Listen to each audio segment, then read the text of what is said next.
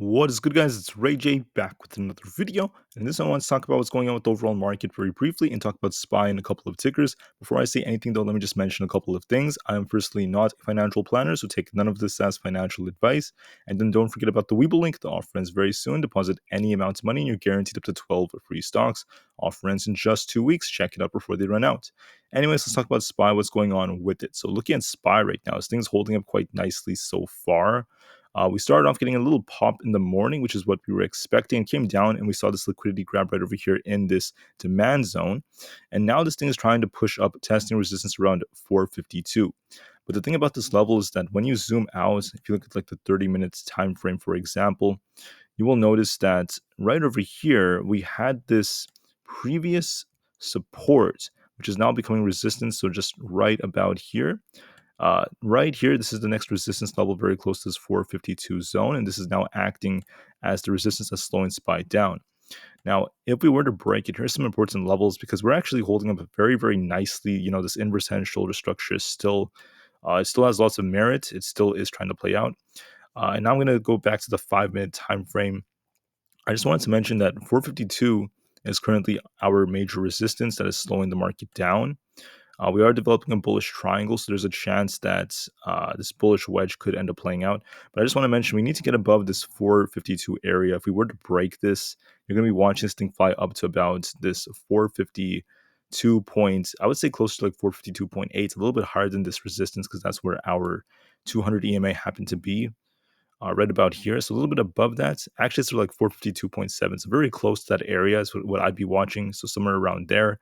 This actually went down a little bit from the pre-market, so I'm going to be watching that level if this were to break. And then, for support, don't forget we have 451 flat, and then below that there's 450.62, followed by 450. So we are fighting some tough resistance. We will see if this could break or not, and that's really simple for SPY. But when it comes to Aapl, this is actually a little bit different because looking at it so far, you could see it's very, very sideways, kind of range bound, getting very tight. But we saw buyers stepping in today at these lower levels, and we are starting to see Aapl trying its best to hold 185.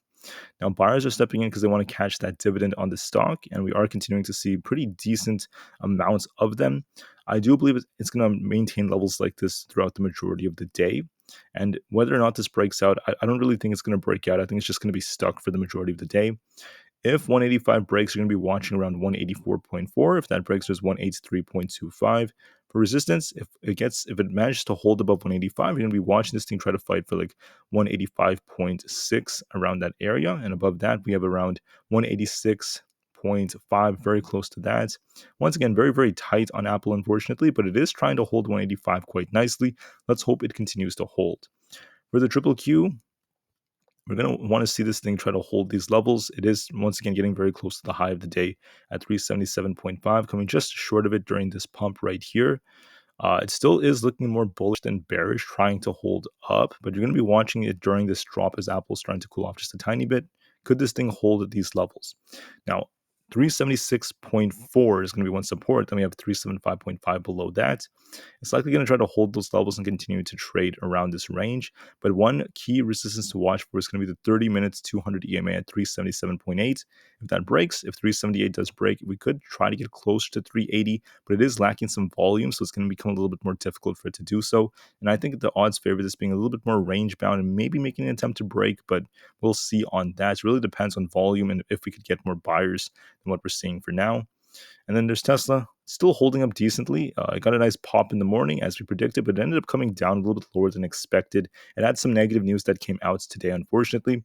And now it's just trading very sideways, but it's trying to get above 260. If it breaks 260, you're going to be watching 262.5, then 265 above that. And don't forget 264.77.